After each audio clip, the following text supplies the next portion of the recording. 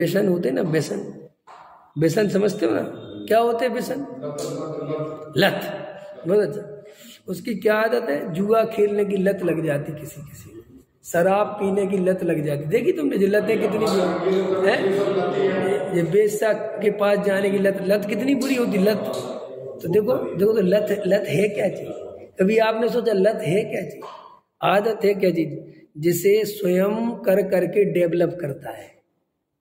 पहले दिन तंबाकू खाई, दर्द हुआ, उल्टी हुई, इतनी में अकल नहीं आई, फिर सलाह देने वाली मिल जाती, वो पहली पहली बार होती है, तुम टेंशन मत लो, थोड़ा और खाओ। बेचारा फिर दूसरे दिन खा लेता है, फिर उसको थोड़ी तकलीफ होती है, कुछ नहीं अभी 3-4 दिन लगेगा, फिर ऐसा मजा आएगा, जन्नत का सुख मिलता है। फिर वो बेचारा वो लत, शराब की जो भी लत है, लत पड़ गई। अब देखना ध्यान से, तो वो लत कितनी बुरी होती है कि अगर उसको वो तंबाकू नहीं मिले, उसको वो शराब नहीं मिले, तो मछली जैसा तड़पड़ाता। अब देखना, अरे सुनो तो, अब जो मछली जैसा तड़पड़ा रहा है, इसको किया किसने है? ये मछली जैसा, इसने हालत के लिए जिम्मेदार कौन है? खुद है ना, खुद है ना, बराबर। अब वो तो तुम्हें समझ में आता है, ये अपन भी तो व्यसन पैदा करते हैं, पद के व्यसन। अब जरा सा इनको पद से हटाओ तो मछली जैसा तड़पता है। ये प्रवचन करने का व्यसन सबसे खतरनाक यही है। हाँ, सुनाने का व्यसन। अब सुनो तो कितने व्यसन पालते, ये मंदिर की व्यवस्था देखने का व्यसन।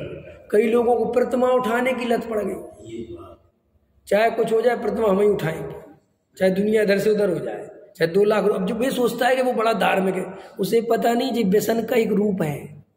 अरविंद जी खतरनाक बोल रहा हूं, मुझे मंदिर के बिना चैन नहीं पड़ती, ये भी व्यसन है।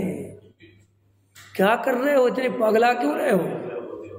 अरे टांग टूट गई तो टूट गई, अरे टांग टूट गई तो पड़ा रहे ना घर में। नहीं, मुझे चाहे कुछ हो जाए मंदिर ले चलो। तुझे क्या पता, तुझे ऐसी आदत तूने डेवलप करी है कि तुझे अब शांति से बिल्कुल वो क्रिया बिना चैन नहीं पड़ती। आपको पता है, जवानी में भगवान को इतने अच्छे से देख लेना, बुढ़ापे में देखने नहीं मिले तो काम चल जाए। क्या कहा मैंने? हाँ, जवानी में, जवानी में जैसे आदमी पैसा जोड़ लेता है ना अच्छे से कि भैया बुढ़ापे में बैठ के खाएंगे, ऐसा ही धर्म जवानी में जोड़ लो, बुढ़ापे में भोग कर लेना। हालांकि धर्म में ऐसा नहीं होता, वो तो तुरंत जोड़ो और भोग होता है, लेकिन जो जवानी में धर्म नहीं भोग पाएगा, जोड़ पाएगा, तुम्हारी भाषा थोड़ी सी, वो बुढ़ापे में तो गारंटी से आर्त रोध ध्यान में मरेगा और नरक त्रेंच में जाएगा। ये तुम्हारी क्रिया कांड से कुछ होने वाला नहीं है, समझ में आया? जब तक अंदर नहीं बदलोगे, ये बाहर में बदलाव कोई काम का नहीं है।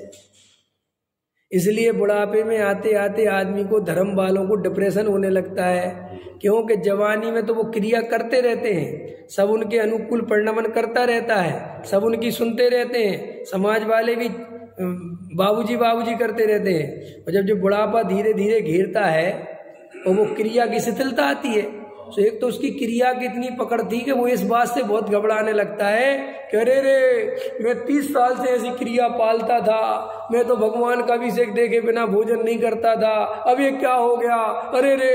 अब देखो, जिसने वस्तु स्वरूप नहीं समझा इसलिए ऐसा रो रहा है, जबकि अगर सच्चा वस्तु स्वरूप समझा होता तो क्या फर्क पड़ता है। ये तो बुढ़ापा है, इसको स्वीकार है, इसमें क्या डरना, इसमें क्या घबराना। लोग बुढ़ापे में इसलिए तड़प तड़प के नहीं मरते कि बुढ़ापा दुखदाई है, लोग इसलिए तड़प तड़प के मरते हैं कि बुढ़ापा स्वीकार नहीं होता, क्योंकि जवानी से इतना प्रेम कर लिया, जवानी से इतना एकत्र बुद्धि कर ली कि कोई बूढ़ा होने को तैयार। इसलिए लोग बेचारे सफेद बाल होते तो काले कराते रहते हैं। आपने सोचा क्यों कराते हो आप? क्योंकि आपको ऐसा लगता थोड़ा बहुत भ्रम बना रहे कि हम जवान हैं।